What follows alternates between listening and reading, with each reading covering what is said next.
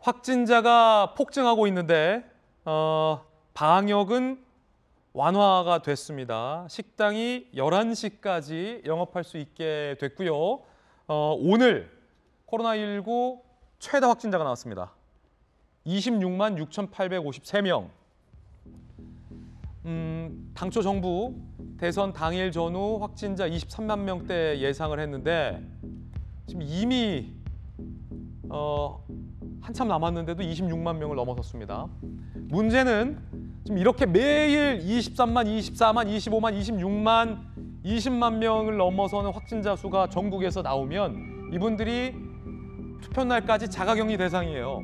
그러면 벌써 이렇게 누적되는 투표 당일 자가격리 대상이 예컨대 100만 명 혹은 200만 명이 된다면 이분들이 과연 본투표를 하겠느냐라는 게 지금 사실은 여야 간의 정치적인 쟁점입니다. 박승우 변호사님, 특히 자가격리 대상인 분들은 사전투표도 오늘은 못 하시고 내일 5시에서 6시 때 일부에서만 그 짧은 기간에만 한정적으로 할 수 있기 때문에 사전투표를 확진자가 다 할 수 있을지도 걱정이고 더 사실 문제는 본투표예요. 이렇게 확진자가 지금 계속 누적되잖아요. 그럼 자가격리하고 있는 분들이 진짜로 수십만 명은 넘어설 텐데 투표 날. 그 투표 날에 확진자가 투표할 수 있는 시간이 제한적이지 않습니까? 투표를 못하는 분들도 꽤 많겠군요. 제가 알기로는 본투표일에도 확진자나 자가격리자가 정해진 시간에만 투표소에 도착하면 제한 없이 투표를 할 수 있는 것으로 알고 있습니다. 결국 확진자, 자가격리자들이 어느 정도 투표 의지를 갖고 있는가에 달려 있다고 보는 게 더 정확할 것 같은데 그렇군요. 사전투표가 됐든 본투표가 됐든 본인이 반드시 이번 대선에서 표를 행사하겠다는 의지를 가지신 분들이 많다면 그분들은 투표소에 도착해서 상당한 불편감은 따르겠지만 결국 투표는 종결할 수 있을 것으로 보입니다.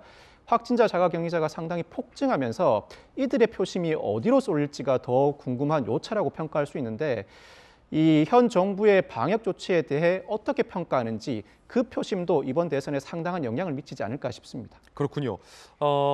본 투표 날에도 확진자가 도착만 하면 그러니까 몇 시부터 몇 시까지인데 그 몇 시까지 안에 도착만 하면 투표를 할 수 있다는 말씀이십니까?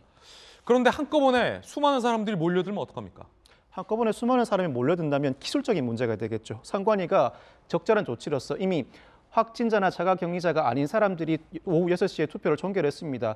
관련 장비들을 적절하게 배치하고 관련 투표소들을 통합하거나 분리하는 방식으로 투표소에 찾아온 확진자, 자가격리자들이 온전하게 투표를 안전하게 종료하고 복귀할 수 있도록 조치를 취하는 기술적인 방안들은 결국 선관위가 적절하게 마련할 책임이 있다고 평가할 수 있습니다. 그렇군요. 확진자와 격리된 유권자들은 신분증을 소지하고 미리 관할 보건소장이 발송한 외출 안내 문자를 투표 사무원에게 제시를 해야 합니다. 그리고 방역 수칙을 준수해서 외출이 됐을 경우에만 투표날 투표를 할 수 있고 사전 투표도 마찬가지다라는 건데 야당에서는 이 부분 상당히 우려하고 있던데 맞습니까? 그죠. 그러니까 사실은 지금 코로나가 26만 명 넘는이잖아요. 그리고 그 누적돼서 한 5일간이면은 100만 이상 하면 130만 명 정도가 되는 거예요. 그래서 저희가 만약에 본투표인 날 이렇게 코로나 확진자가 폭증을 할 경우 투표를 못하는 상황이 오면 과거 35만 표로 이 승패가 갈린 적도 있었거든요. 그러니까 130만 명 이상 정도의 확진자가 나오는 경우는 전체 표심이 왜곡될 수도 있기 때문에 저희는 그러니까 지금부터라도 기회가 될 때마다 사전투표 꼭 해서 투표를 많이 높여라라는 지금 운동을 굉장히 많이 전개하고 있습니다. 예, 그런가 하면 김부겸 총리가 코로나19에 확진됐다라는 소식도 있습니다. 그러니까 총리도 피할 수 없는 게 지금 코로나예요. 사실은 방역의 총지휘자가 확진이 되고 있는 상황이기 때문에 우리 국민 여러분들의 건강이 더욱더 걱정되는 대목입니다.